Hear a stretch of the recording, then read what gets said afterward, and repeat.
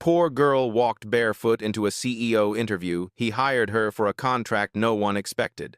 Hello, everyone. Before we begin today's story, I have a small favor to ask. Please subscribe to the channel and tap the notification bell so you will never miss our next cinematic love story. Tell us in the comments, where are you watching from today? Now, let us return to our main character. Rain hammered against the glass walls of the Grantwell Tower, the city's skyline blurred behind streaks of silver. Inside the marble lobby, a young woman stood shivering, her toes pressing against the cold floor, the soles of her feet wet from running through puddles. Her name was Clara Hayes, 24, a community college graduate with a borrowed blouse, a second-hand skirt, and no shoes. The strap of her worn tote bag had snapped halfway down the block, and her resume was wrinkled but clutched tightly in her hand. She whispered to herself, "You cannot turn back now." Every pair of polished shoes that passed her seemed to echo that she did not belong here. The receptionist raised an eyebrow as Clara stepped forward. "Appointment?" the woman asked, her tone flat. "Clara Hayes. Interview for the executive assistant position," she said, her voice trembling but steady enough to show she meant it. The receptionist glanced at her bare feet, hesitated, then picked up the phone. "Mr. Grantwell, your 10 o'clock is here," she murmured. At the far end of the lobby, the elevator doors opened with a soft chime. Ethan Grantwell, the CEO himself, stepped out. Tall, composed, gray suit immaculate, eyes sharp like the skyline beyond. He stopped when he saw her, soaked, barefoot, but standing straight. Their eyes met. The room seemed to pause. "You walked here barefoot?" he asked, his voice calm but curious. Clara nodded once. "Buses stopped running after the storm hit. I could not afford a cab. But I am here." A faint flicker crossed his expression, something between disbelief and intrigue. The board members behind him exchanged confused looks, whispering. Ethan's world was built on perfection, on control. And yet here was a woman who had neither comfort nor status, but carried herself with more dignity than anyone he had met in years. He turned slightly to his assistant. "Cancel my next meeting." Then, to Clara, "Come with me." As the elevator doors closed, Clara caught her reflection in the mirrored wall, raindrops on her face, hair clinging to her cheeks, heart pounding like thunder. Ethan stood beside her, silent, studying the resume she had handed him. The paper was damp, the ink slightly smudged, but every word spoke of effort. Night classes, part-time jobs, caregiving for her mother. When the elevator stopped at the top floor, he gestured toward his office. It was spacious, modern, filled with the hum of rain on the windows. Clara hesitated at the threshold, afraid she might leave wet footprints on the perfect marble. Ethan noticed. "You can step in. Floor's dry." Clara took a cautious step forward. "I am sorry about the mess. I just wanted the chance to speak to someone. I can clean the lobby afterward if I need to." He looked at her, almost amused. "You think this interview is about cleaning floors?" She flushed. I just need work, sir. Any work." Ethan leaned back against his desk, studying her the way a sculptor studies raw marble, searching for something no one else sees. "What if," he said slowly, "the job I need you for has nothing to do with typing or answering calls?" Clara blinked, unsure she heard right. He picked up a sleek folder from his desk, slid it toward her. Inside, printed in fine black ink, was a single word: contract. She looked up, confused. "This is not for an assistant position." "No," he replied. "It is for something more complicated, and if you agree, it will change your life." Her pulse quickened. Outside, lightning flashed against the glass. For a moment, Clara wondered if she had walked barefoot into a storm much bigger than the one that soaked her feet. And yet something in his eyes told her this was not a trap, but a test. Ethan watched Clara stand there, the rainwater still glistening on her skin like fragments of glass. She held the contract with both hands, unsure if it was a job or a trap. The silence between them stretched thin. "What kind of contract is this?" she finally asked, her voice low but steady. Ethan did not look away. "It is not for an assistant position. It is personal. My company is about to merge with a global investment group, and their board insists that I appear. Settled. They do not trust a bachelor CEO. I need a fiancé, someone ordinary enough to seem believable. Her breath caught. You want to hire me to pretend to be your fiancé? He nodded once. For 3 months, you will attend public events, charity dinners, and company galas. You will be compensated generously, and when the deal is done, we part ways. Clara blinked, speechless. That sounds insane. Ethan almost smiled. It probably is, but I have no time for safer ideas. He handed her a pen. You can refuse, but if you sign, your mother's hospital bills will be paid tomorrow morning. Her heart twisted at the mention of her mother.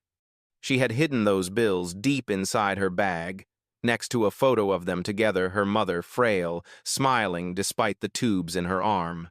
Clara had been fighting to keep her alive with night shifts and temp jobs that barely covered the rent. She stared at the paper. 5 clauses written in perfect corporate tone. 1. No emotional involvement.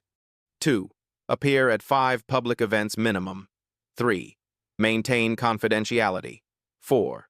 No physical intimacy beyond what is necessary for public appearances. 5. Termination effective upon merger completion. At the bottom, a blank line waited for her name. Her fingers trembled as she whispered, "Why me?" Ethan's gaze softened. "Because you showed up barefoot. You have nothing to gain by pretending, and that makes you believable." The rain outside quieted, replaced by the slow hum of the city below. Clara set the contract on the desk and looked at him directly.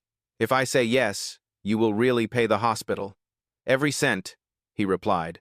Her pulse thudded in her ears. Pride told her to walk away, but desperation whispered louder. She picked up the pen and signed her name with shaking fingers. Ethan reached into a drawer and placed a small velvet box on the table. Inside was a pair of ivory heels, simple, elegant, new. "For the first event," he said. "You cannot walk into my world barefoot." Clara touched the shoes carefully, as if they might disappear. "These are beautiful," she murmured. "They are practical," he corrected, "and they fit your size. I had the receptionist guess." Her head lifted. "You planned this before I said yes, I hoped," he admitted. For a long moment, they stood in silence. The contract lay signed between them, the ink still wet. Outside, sunlight began to cut through the clouds, reflecting on the glass walls like a promise. Later that evening, Clara stood before her small mirror in the apartment she shared with her mother. The shoes rested on the table beside her resume and a cup of instant noodles. Her mother stirred in the bed nearby, weak but awake. "Did the interview go well?" her mother asked, her voice hoarse. Clara smiled faintly. I think I got the job, a strange one." Her mother's thin hand reached for hers. "You deserve something good, sweetheart. Just promise me it will not change who you are." Clara nodded, though a flicker of uncertainty crossed her face. She glanced at the shoes again, their pale surface glowing under the weak light. They were not just shoes, they were a doorway into a life she had never imagined. At the same time, across the city, Ethan sat alone in his penthouse office, staring out over the skyline. He had been offered countless mergers, but none had made him feel this uneasy. The image of Clara standing barefoot in his lobby replayed in his mind. "She does not belong in this world," he muttered to himself. Yet he could not ignore the strange sense of calm her presence brought. He poured a glass of bourbon, watching the city lights flicker like restless stars. For the first time in years, he wondered if a contract could be the start of something real or the most dangerous mistake of his life. The next morning, the world looked different.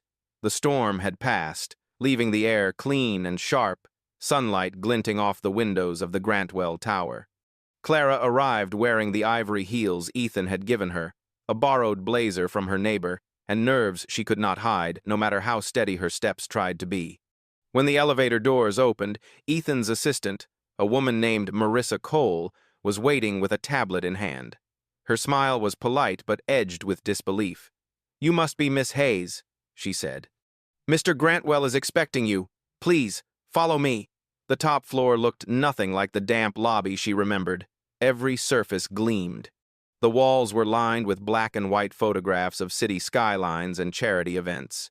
Clara caught her reflection in the glass, too ordinary, too human, and forced herself to keep walking. Inside Ethan's office, sunlight poured across the desk, where the signed contract still rested in a folder. He stood beside the window, sleeves rolled up, expression unreadable. "Good morning, Miss Hayes," he said, turning toward her. "I trust the shoes fit." "They do," she answered softly. "Thank you." "Good," he said, gesturing to the chair across from him. "We have a great deal to prepare before tonight." "Tonight?" "The first event," he explained. "The Maxwell Foundation Gala. My family hosts it every year. You will accompany me as my fiancée." Clara froze. "Already?" He nodded. "We have no time to waste. The merger negotiations accelerate next week. Marissa will handle your wardrobe, etiquette brief, and media preparation." Marissa stepped forward, handing Clara a tablet filled with photos of dresses, jewelry, and event notes. "You will have to learn quickly," she said, her tone brisk. "Smile, answer politely, and say as little as possible about your past." Clara swallowed hard. "What if someone asks where we met?" Ethan looked at her directly. "You will tell them the truth," he said. "That you came into my office by mistake, and I decided not to let you leave." She blinked. "That sounds bold." "Good," he replied. "People believe bold stories." By late afternoon, the transformation had begun. In a private suite across from the tower, stylists and assistants moved like a small army around her. A silver gown draped across her shoulders, delicate but powerful, the fabric shimmering each time she breathed. Her hair, once tangled from the rain, now framed her face in soft curls. When she looked into the mirror, she hardly recognized herself. Ethan entered quietly. The room stilled. For a long moment, neither spoke. "You clean up well," he said finally. Clara turned toward him, unsure if it was a compliment or an observation. "You sound surprised." "Not surprised," he said. "Impressed." Outside, the limousine waited. As the city lights flickered on, Clara stepped in beside him, the sound of her heels tapping softly on the pavement. The car moved smoothly through downtown, the skyline glowing gold against the twilight. "You seem nervous," Ethan said. "I have never been to a gala," she admitted. "I have never been anywhere that required a chandelier." He almost laughed, but stopped himself. "Do not worry. You only need to look at me and smile. Let me handle everything else." She nodded, though her heart raced faster with every passing block. The gala hall was enormous, filled with the kind of people who looked born under chandeliers, men in tailored suits, women in gowns worth more than her mother's medical bills. Cameras flashed as they entered. The moment Ethan placed a steady hand on the small of her back, murmurs rippled through the crowd. "That is her?" someone whispered. "She is not who I expected." Ethan leaned close enough for only her to hear. "Remember, no one here knows you are pretending. To them, you belong." Clara lifted her chin. "Then I will make them believe it." Hours passed in a blur of introductions, champagne, and music. She smiled until her cheeks ached, laughed when prompted, and clung to Ethan's arm when the questions became too sharp. Then came the press interview. A reporter pushed forward, microphone raised. "Mr. Grantwell, you have never brought anyone to this event before. What made Miss Hayes different?" The question hit like a flashbulb. Clara turned toward Ethan, waiting for him to speak. He looked down at her, a small smile tugging at his lips.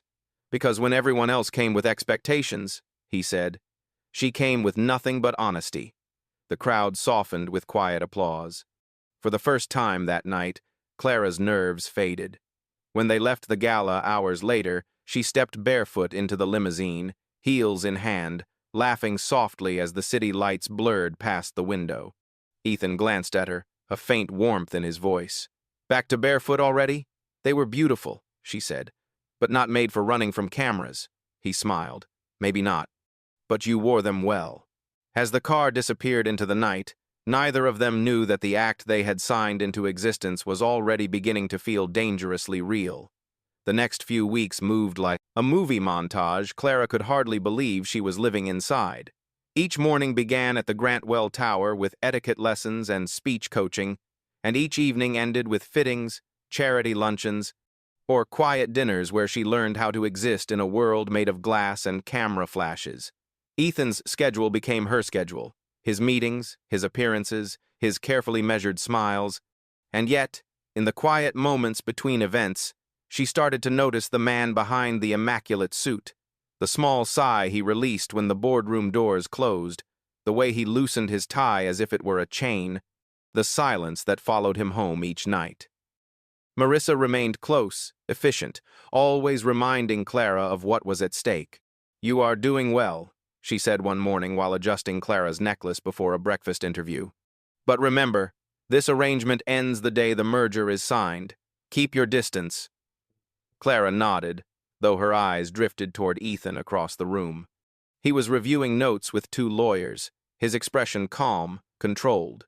But when their eyes met for a second, something unspoken passed between them, something neither contract nor etiquette could define. That evening, after another long dinner with investors, Ethan suggested they take a walk before heading back to the car. The rooftop of the event hall overlooked the city, glittering like a sea of gold below them. The air was cool, the kind that carried the faint scent of rain and promise. "You handled yourself well tonight," he said. "I only followed your lead," she replied. He turned toward her, hands in his pockets. "You have more grace than you think, Clara." She smiled faintly. "Grace or survival? Sometimes they look the same." Ethan's expression softened. "Both take courage." The wind brushed her hair across her face. She tucked it behind her ear, suddenly aware of how close he stood. For a moment, she could hear nothing but the city's heartbeat below. "Can I ask you something?" she said quietly. "Why did you never marry? You could have had anyone." He looked away, his jaw tightening. "Once, I almost did. She was a journalist. Brave, impatient, full of light. We were engaged 3 years ago. A car accident took her before the wedding." Clara's breath caught. "I am sorry." He shook his head. "Do not be. I learned to bury pain under work. It was easier that way." There was silence. Then, gently, she said, "Work cannot hold you when the night gets quiet." Ethan turned to face her fully. His eyes, always so guarded, seemed to falter for the first time. "You sound like someone who knows what it is to be alone." "I do," she admitted. "But loneliness is not the same as being unloved." A faint smile curved his lips. "You say things like that, and I almost forget this is all an act." Her heart skipped. "Maybe we both do." Neither moved, yet the air between them shifted. When he finally reached out, his hand brushed against hers not in obligation, but in instinct. It lasted only a second before he stepped back, clearing his throat.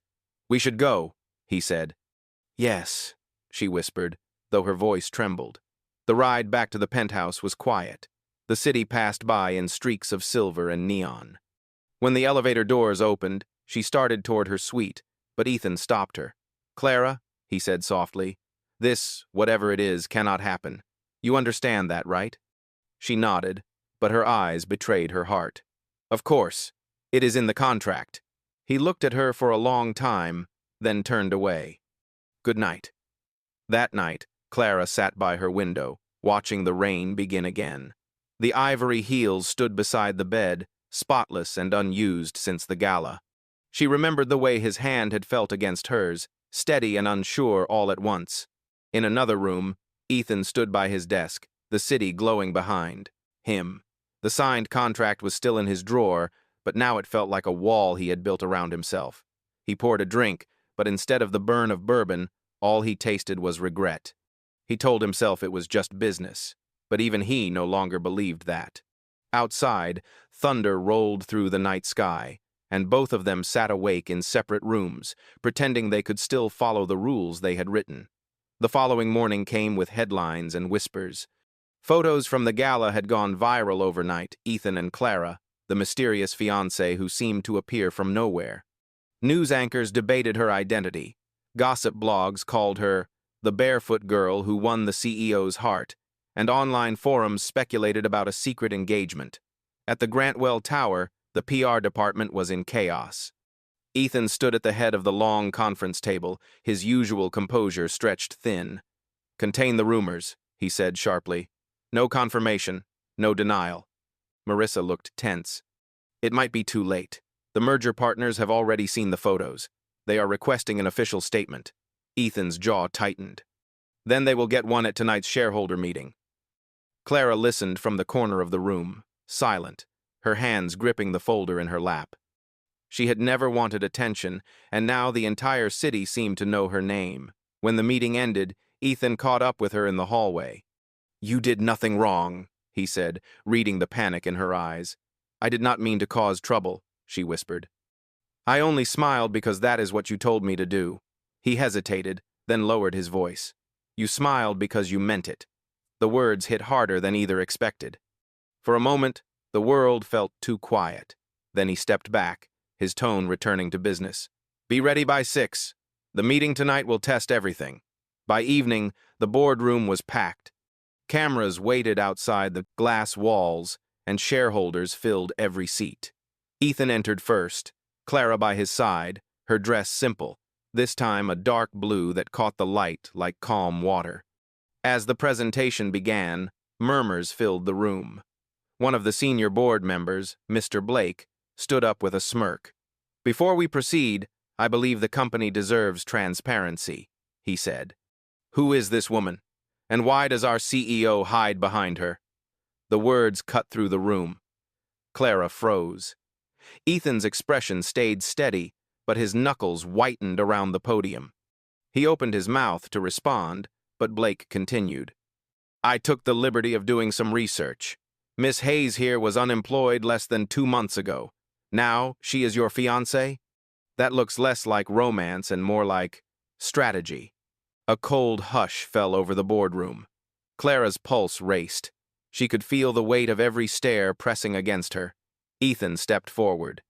"That is enough." But Blake pushed a button on the remote.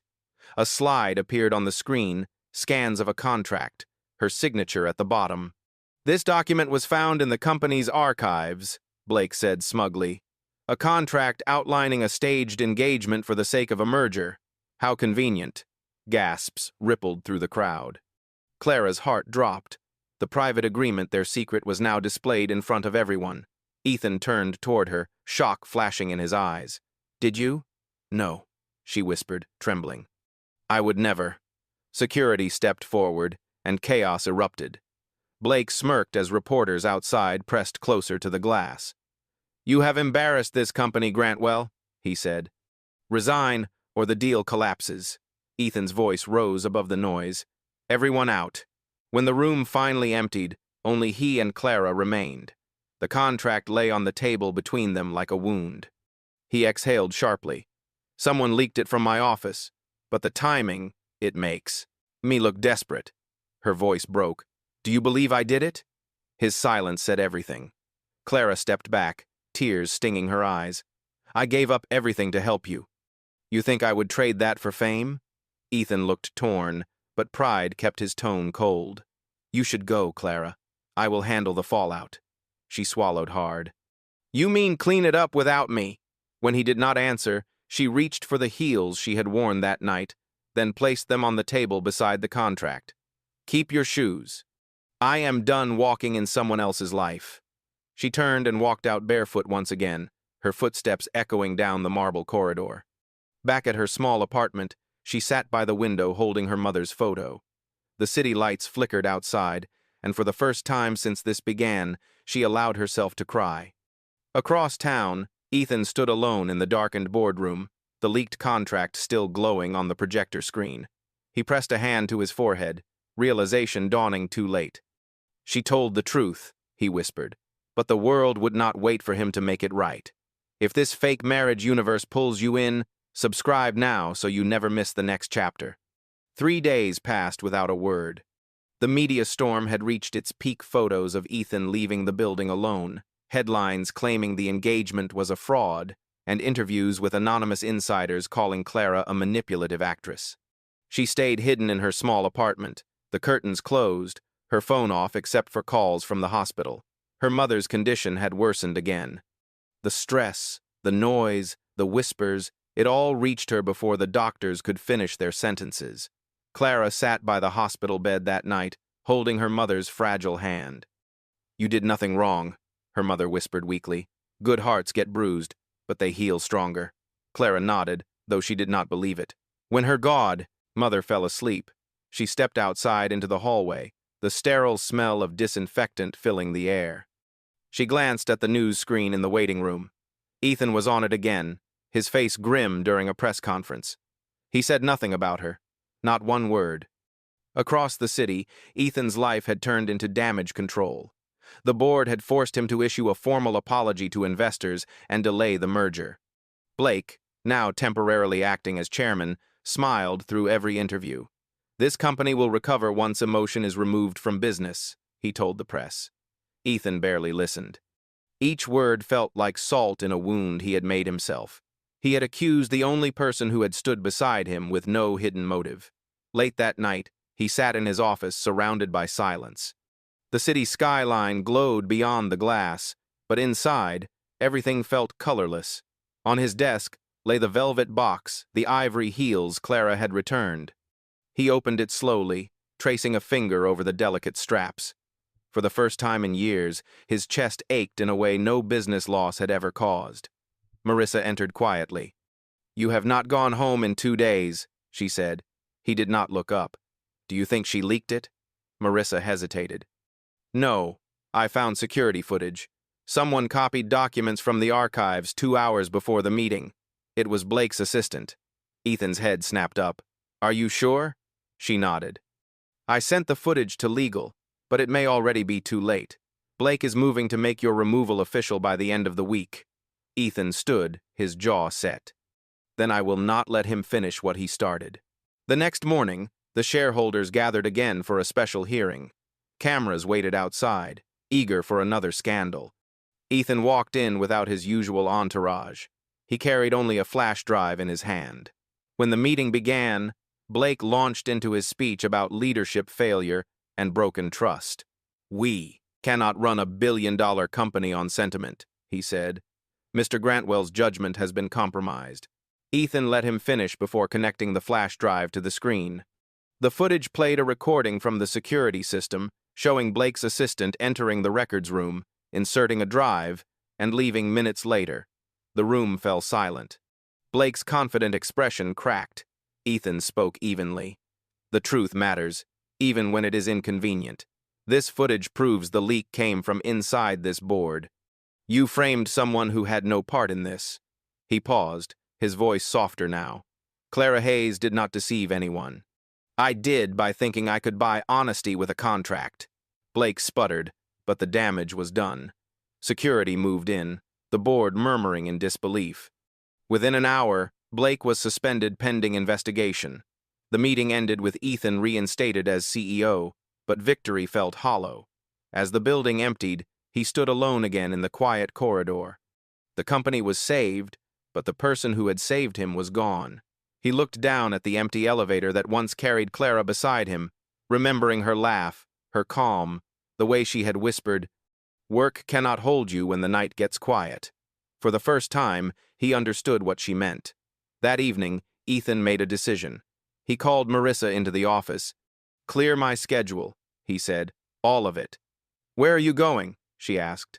"To find the only person who ever saw me as a man instead of a title," he said quietly.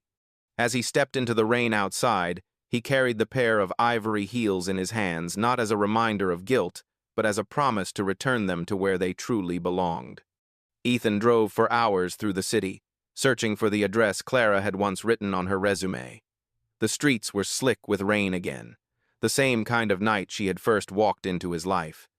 When he finally reached the old apartment building, the lights in her window were off. The neighbor, an older woman in a floral robe, opened the door halfway when he knocked. "Clara moved out yesterday," she said. "She took her mother to a clinic upstate, said she needed a fresh start." Ethan thanked her and stood there for a long time, the rain soaking through his suit. He could have turned back, but he did not. He got in his car, set the GPS for the next town, and drove north until dawn.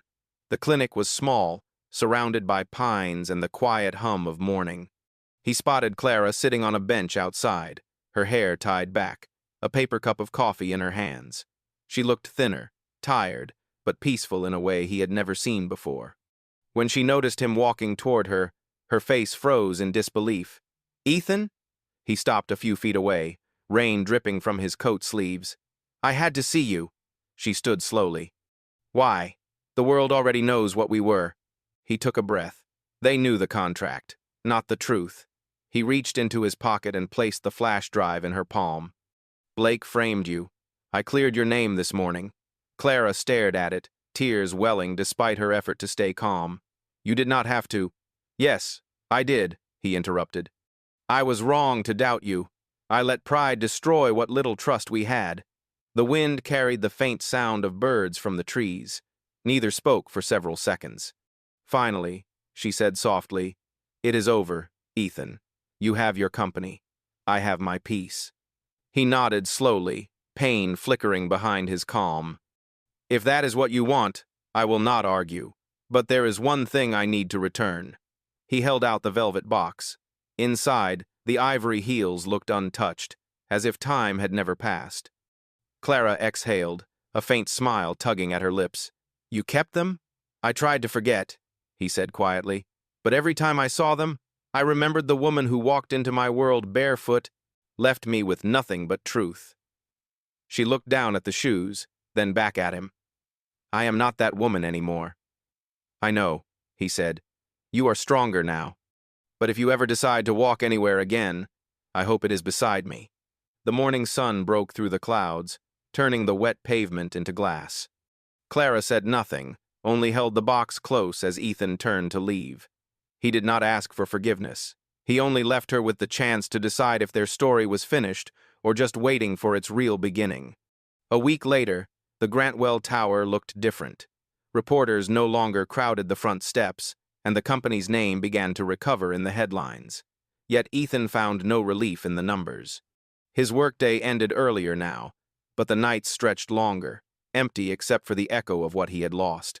He spent his time in the office designing a new charity branch under the foundation's name, one dedicated to providing scholarships for caregivers. Clara's idea, once mentioned offhand during a car ride. Every detail of the proposal reminded him of her voice, her persistence, and her belief that kindness could exist even in places built on power. Meanwhile, at the clinic upstate, Clara poured herself into caring for her mother, who was slowly regaining strength. The peace she had found felt fragile, like glass held between trembling fingers. Some nights, when the ward quieted, she would catch herself looking out the window, imagining the city lights she had left behind. She told herself she did not miss Ethan, but her heart disagreed. One evening, as she stepped out of the clinic, a delivery van pulled up. The driver handed her a small package wrapped in brown paper with no return address. Inside was a letter written in Ethan's handwriting. "Clara, I know you asked for peace, so I will not ask for anything more.